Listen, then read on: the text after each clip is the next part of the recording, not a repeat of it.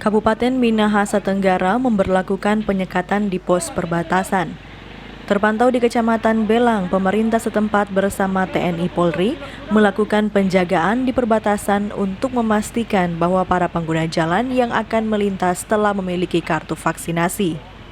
Kartu vaksin ini menjadi persyaratan mutlak bagi pendatang yang akan masuk ke perbatasan, apalagi berniat untuk bermalam atau tinggal di Kabupaten Minahasa Tenggara.